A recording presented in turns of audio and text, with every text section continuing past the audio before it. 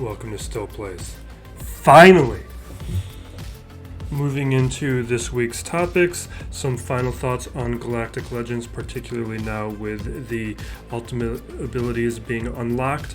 Then we talk about the new content with the Mandalorian news, and then moving into the standard weekly topics of the Horde, the current gears, and then some final thoughts on the channel. Alright, we've got some bad B-roll playing on the right while we talk about the Galactic Legends. Now that the ultimate abilities have been released, there are going to be no changes to my farm. I'm just going to be slow farming these characters up to gear 11. There's going to be so many changes in the meta in the meantime that I'm not even going to be worried about these characters. Who knows what's going to happen by the time I even reach my gear 11 staging ground goal. Last thought is I expect this to be the longest meta in the game that we have seen, longer than the Palpatine meta, longer than the Revan metas, because of the cost it took to unlock these characters for whales and krakens. The amount of time it's going to take free-to-play players and light spenders to unlock these characters is going to be so long. I think CG is not going to feel a lot of pressure to change things in the meantime. Now on to what passes for new content in the game these days. Marquee releases. We've got Mandalorian characters incoming. Look for these characters to be like the Solo, the Rogue One, Old Republic, Phoenix releases, where they're going to synergize well with each other, but they're also going to boost and have a lot of synergies with existing factions within the game. First up is Greef Karga and Cara Dune. There's some good little clues in here about Greef, about support, interacting with bounty hunter payouts. So we're going to have what looks to be another leader for the bounty hunter faction. Now we have Cara Dune with some anti-empire flavor and some hints that she's going to be a new and solid tank for the rebel faction. Lastly, we have the Mandalorian himself teased. They talk about that him being well equipped for battle. They specifically talk about the sniper rifle and the blaster pistol.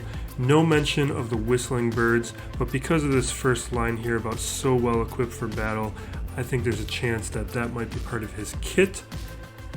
Now, the last thoughts I have are who would qualify as the legendary character out of this if we were to get them. The Mandalorian himself would make sense, but they might try and do two releases where maybe a decked out Beskar steel Mandalorian would be the legendary character. Obviously there's Baby Yoda, which Reddit has been talking a lot about. I don't know how much sense it makes sense for Baby Yoda to be in the game.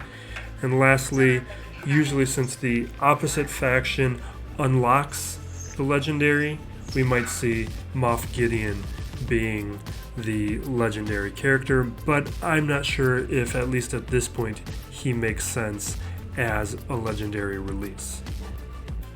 And lastly, on to characters who might make sense being released amongst this Mandalorian content is Nymphadora Tonks, the voice actor behind SWGOH and Lex Luthor, and comedian Bill Burr.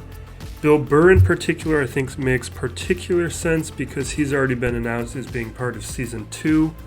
He also has a kit that would make sense in terms of what footage we've seen in the game. The Armorer I would love to see, although I don't think we will be seeing the Armorer. Queel would be great. I would love to see him on the Blurg. IG-11, and we would have the possibility of seeing Scout Troopers in the game as well, finally. And then Moff Gideon with the Darksaber. The Darksaber in particular has been a dream of mine to see in the game. I've been wanting to see Pre Vizsla or whoever else sporting the Darksaber. I just want to see it in game. I love that weapon. So hopping into the weekly Horde, this is where things left off after last week. The top gray number is where I started last week, and the bottom number is where the gear was left over after I geared up the characters that I geared up. That video has now been released, so you can take a look at who I had geared up. But in terms of this week, this is where we're standing, where the gear was left off after gearing up those characters last week, and the darker gray number is where the gear currently stands before we gear up these characters right now. So taking a look here, the favorited characters are who I'm currently prioritizing. I'm definitely going to gear up Clone Sergeant. I want to get him to gear 11 and move on. So even though he's going to take some of these eyeballs, I just want to be done with him. Have a little bit of flexibility with clones and with Shock T moving into this next Grand Arena.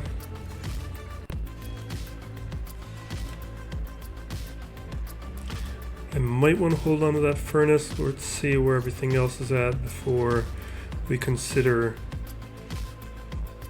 giving him any of this more in-demand gear.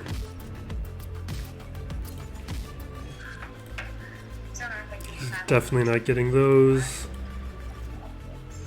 I think we're going to hold off on the furnace for now. We're going to remove him from our favorites.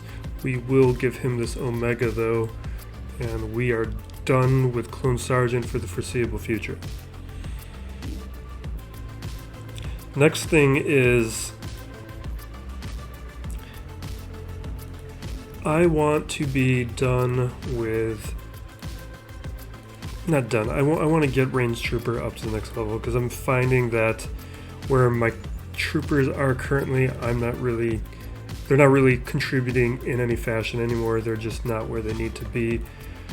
And Range Trooper, I think at gear 10 can start helping out a little bit more like he used to help out when my GP was lower.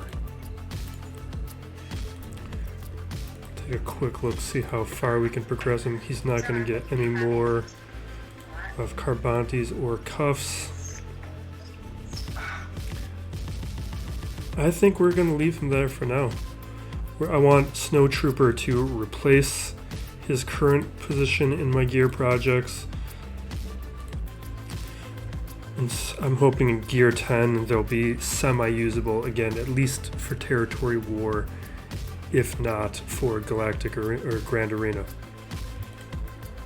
The next thing I definitely want to give a Zeta to and gear up is Wampa. He is one Galactic Bounty away from getting to 7 stars, but since I do use him in Grand Arena, I want to get him up a little higher in gear, give him the Zeta, the Cornered Beast Zeta, which ups his counter chance, health steal.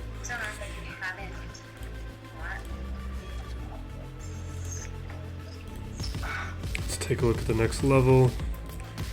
Furnace, Carbantes, which I don't want to give him right now. Definitely no to the Cuffs. I will give him the Design Tech. I've got plenty of those. And I think that's for now. Hopefully that'll make my Old Republic team that I've used to trip up some opponents a bit more trouble. And the next thing I want to do is I want my Count Dooku to reach relics.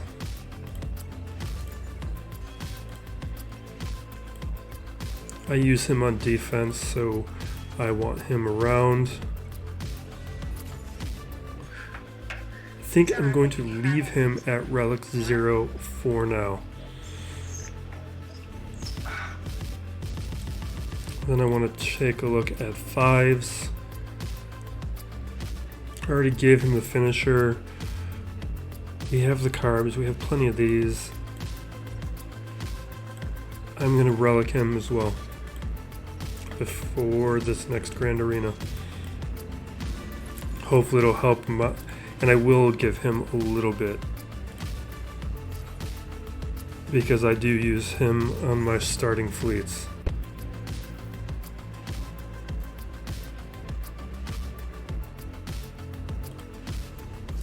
We're going to leave it at relic 2 for now. I don't want to up my GP too much.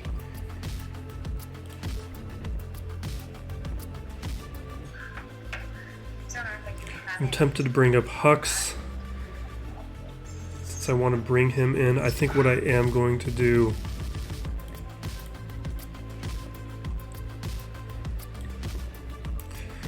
I am slowly working on some of these characters to improve both my defensive teams, but also to slowly make progress towards those Galactic Legends.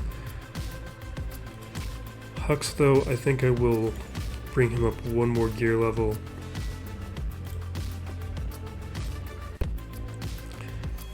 And I will give him the stars.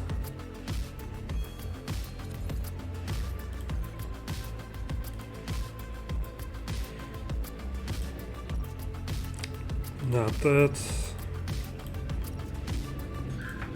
That one's fine. It's fine.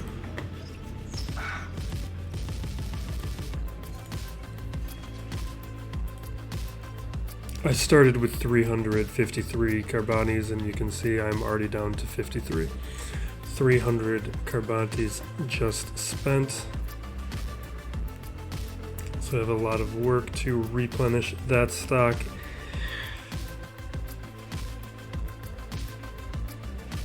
And I think that's where we're going to leave it for this week.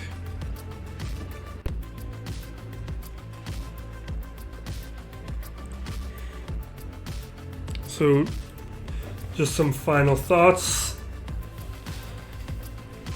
I've got some other videos I'm going to come out with in the coming week for gearing and possibly a list video. So please like and subscribe. I really appreciate those who have so far. It's been slow work on this channel, but I think we're putting out high quality content. We just don't have the eyes on the videos yet. So any help towards those goals I really appreciate. Stay safe out there.